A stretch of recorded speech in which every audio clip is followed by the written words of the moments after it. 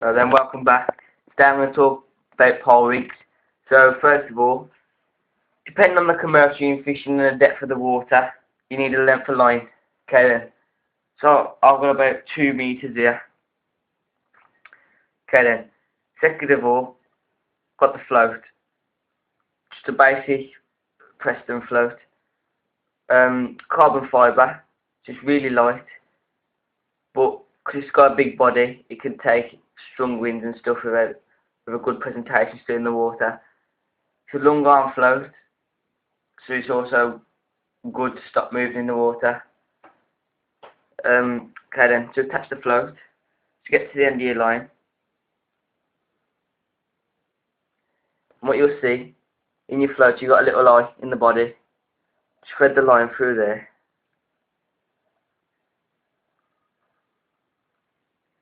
Okay then, so once you've got that through, just thread your rubbers on. Okay then, so I'm using 3 rubbers.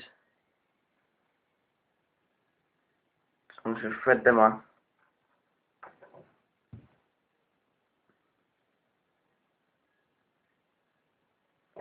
Like so. Okay then, so once you've got them on, what you do now, thread your rubbers onto your arm of your float.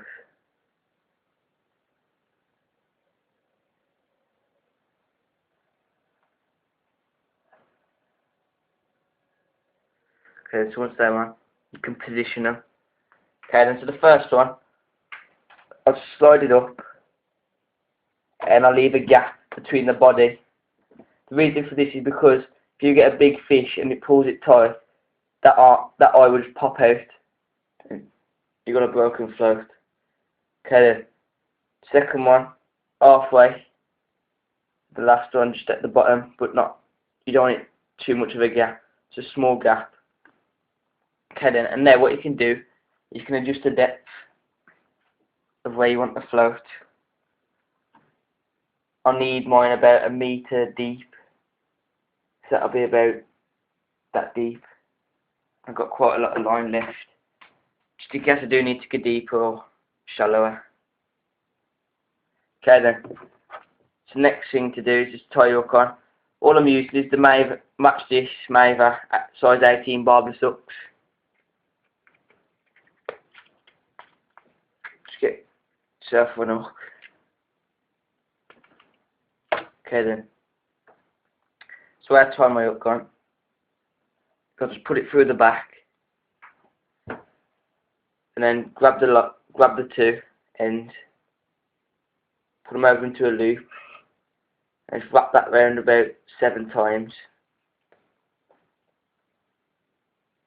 2, 3, 4, 5, 6, 7. Once you've got that through 7 times, grab it, pull it, make a little loop, a bit longer, wet it down, and put them nice and tight together. Okay, so once you've got that nice and tight, what you'll have is like a little bulge on the line. Start that from coming through. Okay, so all I do then is I've got a soft bit in my scissors. So just to make sure you super tight up that in, put it nice and tight. As you can see, then that comes undone. So you just tighten it again. Then what you've got is a nice tight rig. Just give that an extra pull. Okay, so that's nice and tight now. Cut off your tag end. There you've got a nice solid hook tie. Okay then, next is your shotting pattern. Shotting pattern is the most important really. So the weights I'm using is number 8 all the way down the line.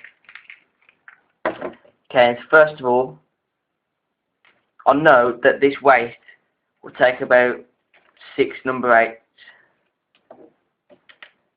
So the first one, a bit down here.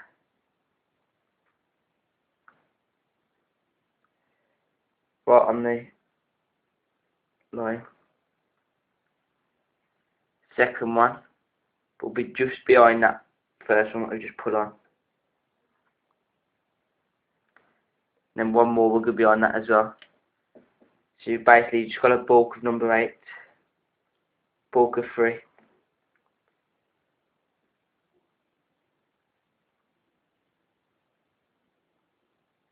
Okay, so you've got a bulk of 3. Next, we'll have a bulk of 2.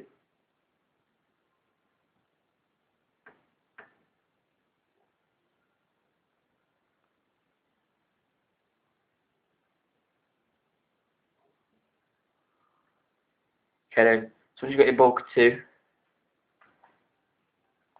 I'm going to have one more bulk of 3, which will just be a couple of centimetres away from the float.